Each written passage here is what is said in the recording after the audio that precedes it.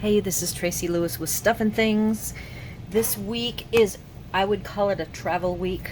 We are actually, well, for the second half of March, which is the end of the high season in the winter in Florida, and I had a hard time finding any place that had openings for longer than, a few days here, a few days there. So I haven't been able to get out my supplies. So for videos for this week, I have grabbed some swaps to play with. So the next two swaps, today's swap and my next video's swap, we'll be using Sailing Home, which is in the annual catalog. And before I move on to this swap, I want to share some details on the last video, or even the video before. I talked about shimming. If you have very elaborate dies, depending on your die cut machine, its age, and just how tight or loose the rollers are, you may need what I call a shim. I gave specific details on how to use washi tape, but I was not clear on what a shim was, and I did get a question on that video of asking me to explain what I meant by shimming. So you have, no matter what die cut machine you have, it comes with plates, and these plates work for, they usually come with some sort of a numbering or lettering scheme, and it's like a recipe of which you use combined to create your quote-unquote sandwich. So I have the mini that I use, the Stampin' Up! Mini die cutter, and then I also have my Cuddle Bug. It is a very special one. It's older, and it is shaped, oh, you can't see it here, let me back up. It is shaped like a purse. So the shape of it, the handle folds in, and so size-wise, it is, see how skinny that is? This is the smallest configuration of a die cut machine that I have found. This particular Cuddle Bug went through, years ago now, we lost our first trailer that we had. We were traveling full-time, and this Cuddle Bug survived. Very few things survived. This is one of them that I was able to recover. It has road rash on it. It was found in the middle of the highway, sitting up straight and tall. And so as a result of its age and use, and I bought it used off of eBay for, I don't know, maybe $40. So this guy needs some extra help. So here's my main sandwich pieces that I use. You can see this is how I use die cuts, or use for the die cuts, and then these all are used for embossing folders. And when I say shim, I have 4 cardstock pieces. They are the same 4 cardstock pieces that I used as soon as the accident was over and I started rebuilding my supplies. These shims were created, so they are at least 4 years old. It is a 110 pound folded in half, so 200 and, whatever the width is of 110 pound doubled. I wrote embossing because at the time I only needed to use it as a shim as part of an embossing folder sandwich. However, I have found that sometimes now, with age, I sometimes need it. Then I have two 65 pound shims, and this is it. When I say to shim, that simply means grab pieces of cardstock until you get your sandwich just thick enough to really get your cuts really, really well done. And nowadays, with this particular die cut machine, I need to use a shim or two for almost every cut. Now today, the cuts that you're going to see, I did not shim. Like these 2 sailboats, no shim required. I did run them through, and a trick I also say to use is to rotate. So I run it through, I will rotate, run it through, rotate, and that is the tactic that I used to get these to cut through. I also did some more detail die cuts, and these I just rotated, and they went through without a problem. This one I had to put back in and run it through a couple more times with shim. This one needed a shim, the other two did not. So I just wanted to explain when I use the term shimming what I am referring to. And as you get to know your die cut machine, I can tell you that the new mini cutter, if I had been using the mini cutter, I have not yet cut any shim materials to use for the mini. Everything I have put through that mini goes through without any extra shim, because it's fairly new and it's not been through a rough life like the Cuttlebug has. So now moving back onto sailing home. This week, as I said, I just wanted to talk about my schedule because of we've been doing a lot of moving, having a lot of moving days. I have not been filming quite as often. This week we'll have at least 2 videos with my 2 sailing home swaps that I want to talk about. And then next week will be Easter. I'm already starting to research my Easter projects. Easter this year is April 17th. Plenty of time for me to work on them next week, when I actually will be in one place for that whole week. So here is the project as it came to me as a swap, and I want to talk about 2 parts of it. The first part is I want to talk about the clouds and a product that a Stampin' Up! Product used to make those clouds, and then I just want to spend a little time dressing it up. It is not to the level of a card that is something I would give. It has good bones. It's a little bit crooked side to side. If I could, I actually did give it a half attempt to peel up the pieces, but these are all glued down. Glued down pieces are by far the most secure. I have been told by people who craft in Florida that due to the, I'm gonna zoom in more, due to the humidity here, that most people in Florida actually use glue. These people here, this came from North Carolina, so I have seen in my swaps from North Carolina that a lot of them are glued down. So that means I get to work with what I have here.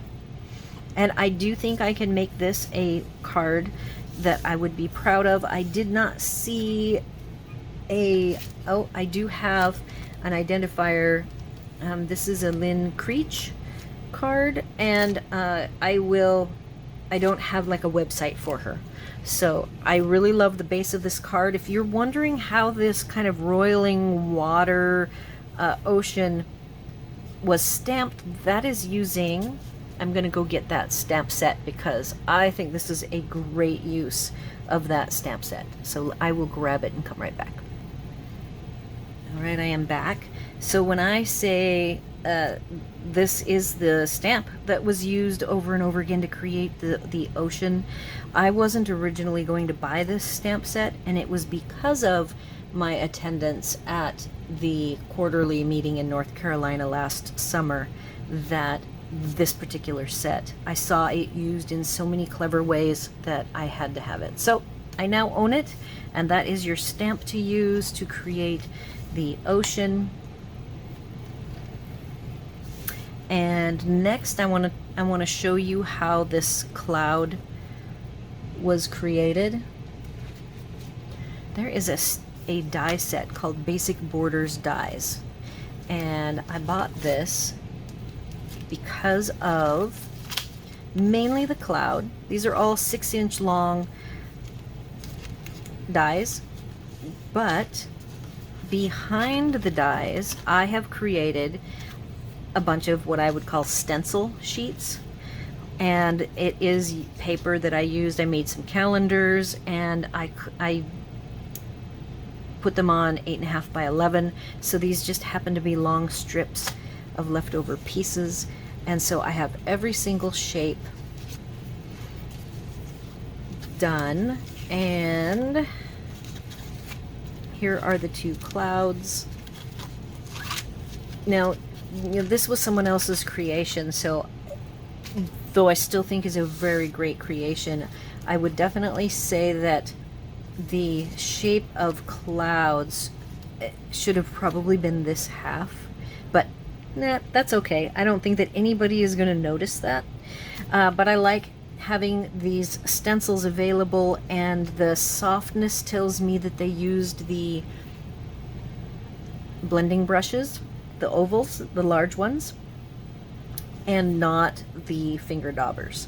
So I'm not even going to show that particular technique. I was more interested in showing you how I prepare and store these different border shapes to be used for a variety of stencils. And I really like how it goes from blue to, if you can see, it goes to like a light, very faint tan color, just a really soft hint of tan, you know, like you've got the sun back there just faintly glowing. So that is for that technique. And then the final bit is, let's dress up this card.